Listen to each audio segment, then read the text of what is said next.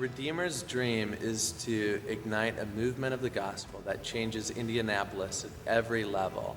Well, when we first started dreaming about Redeemer, there was a group of us that met at the Taft's house, and we all either lived downtown or were hoping to live downtown.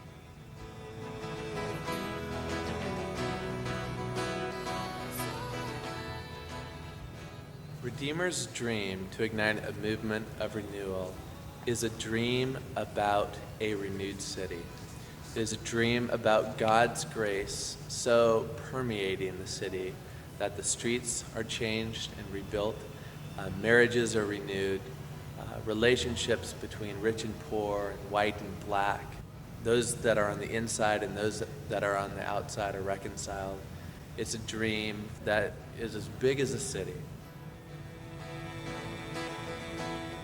The repurposing of this facility is asking the question, how can this facility be the launching pad of our dream to be part of the renewal of the city? This building was built by what was the first Presbyterian congregation in Indianapolis. It was the church of President Harrison. A lot of community leaders worshiped here through the years, a lot of generations of the gospel being preached here.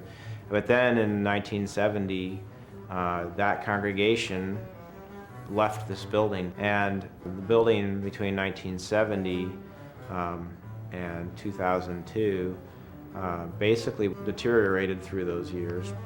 And by the end of that time period, was a waterfall in the sanctuary and missing windows and people camping out in the building and major vandalism happening. And then Jeremy Ephraimson, interested in the arts, purchased the building to create an art center, and the Harrison Gallery opening at that point. And so that kind of put this building back on the map as sort of a cultural center. I think this facility is a miracle because it's the place that we dreamed that someday we could call Redeemer's home. Walking through here the first time, it seemed like a long shot because it was just in such bad shape. But we still had this dream in the back of our minds that we would someday have this building.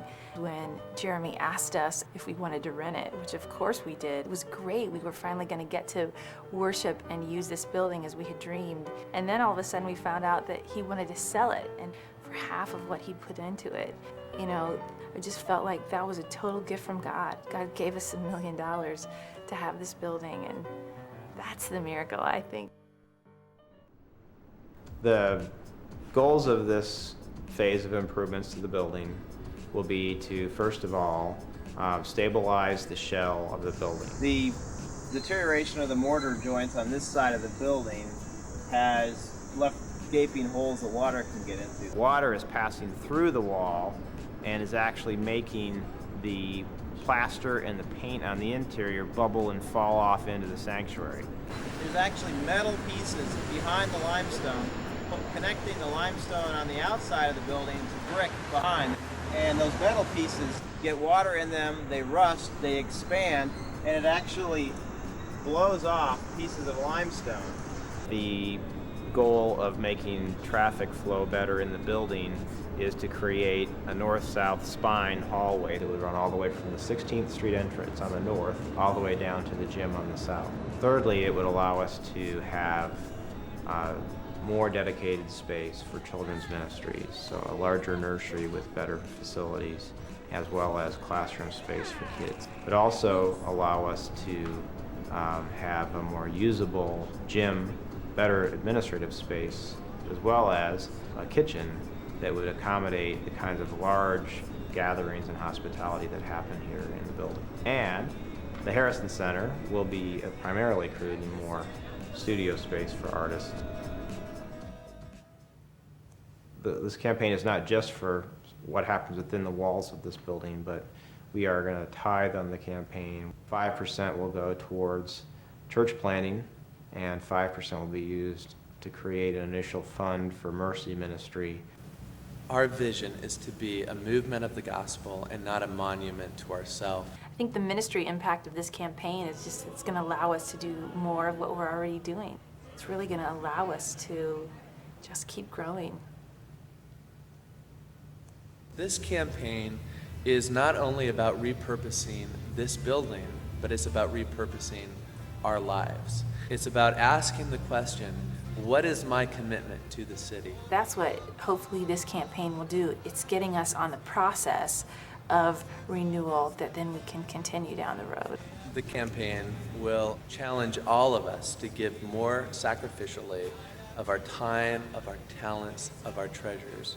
It will call all of us to engage in being a movement of renewal.